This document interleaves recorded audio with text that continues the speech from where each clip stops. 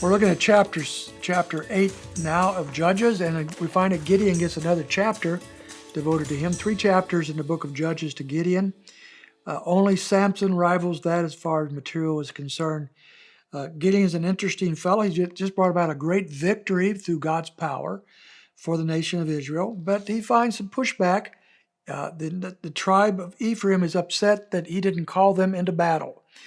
Now, probably Ephraim, after they saw the victory, thought, boy, why didn't we get involved? They might not have been so excited before the victory. But nevertheless, he talks them down and gets through that one. Then he goes to chasing these leaders, the kings, and the remnant of the Midian army, and he tries to enlist two different groups of two different cities to help him, Cycloth and Penuel, and neither city wants to help at all. They just resist. And the reason they do it, they're not sure that God is going to give more victories. That they don't have faith in God that Gideon has, and they don't have faith in Gideon. And so they're afraid that if Gideon fails, these people will turn on them and destroy them. So they back off. Gideon is not happy, and he says, when I return in victory, I will discipline you. And he does exactly that. These are brutal times and brutal means, so we shouldn't be too surprised by that. When he catches up with, in verse 18, with the two main kings that are left of Midian, he talks to them about what they have done and found out that they had killed his brothers.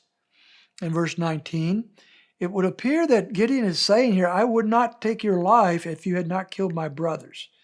But since they had, he takes the lives of these kings. Now, after that, we find the people of Israel want Gideon to rule over them. In verse 22, they call for that. Be our leader, be our king. But Gideon says the right thing in verse 23. This shows that his heart is right with the Lord at this point. It says, I will not rule over you, nor shall my sons rule over you.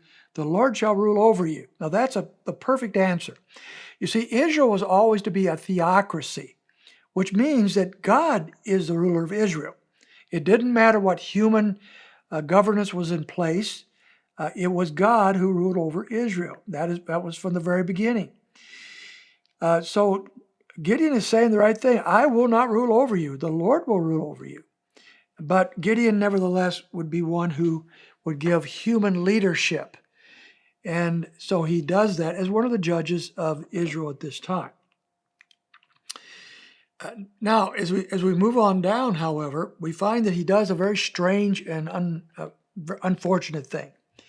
He asks them to give him, verse 25, their earrings made of gold from the spoil. They had gained a lot of spoil from defeating these armies.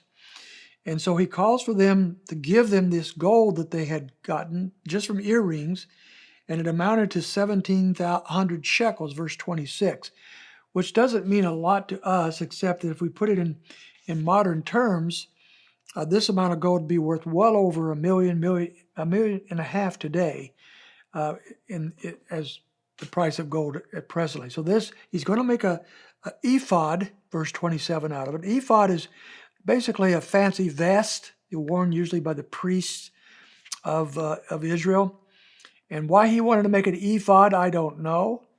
Why he wanted to make an ephod worth well over $1 million, I don't know, but he does. And maybe he had the best of intentions.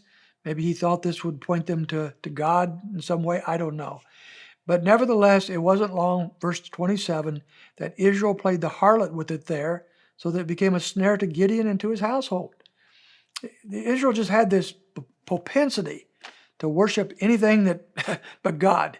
And so now they're worshiping this vest. Remember earlier, the serpent that was placed on the staff that had saved the people of Israel from snake bites. They worshiped that. Remember with Moses coming down from the mountain, they found the people worshiping a golden calf. This is what kind of things they did. But eventually they got rid of the staff, and Moses came down and immediately destroyed the golden calf. But the people of Israel kept on worshiping this ephod, apparently so much that it caused a great snare for them. As we finish up the chapter, we find that 40 years of peace was brought about by Gideon. during this time. We hope and pray that these people were walking with the Lord during this time. He had 70 sons and an additional son by the name of Abimelech by his concubine, and he'll play a big part in the next chapter.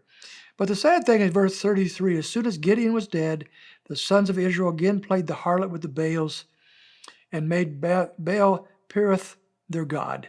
And they did not remember the Lord their God, who had delivered them from the hands of all their enemies on every side. And they did not show kindness to the household of Zerubbabel, that is Gideon, in accordance with all the good that he had done to Israel. So quickly they turned from worshiping God and even appreciating Gideon. This was a people that knew very little about gratefulness and about worshiping the true God. It's a hard time. Gideon seemed to do pretty well. He never worshiped the Baals himself, never got involved with this ephod as far as worshiping it, as far as we know, but this was an unwise move on his part. We'll take a look at his son tomorrow.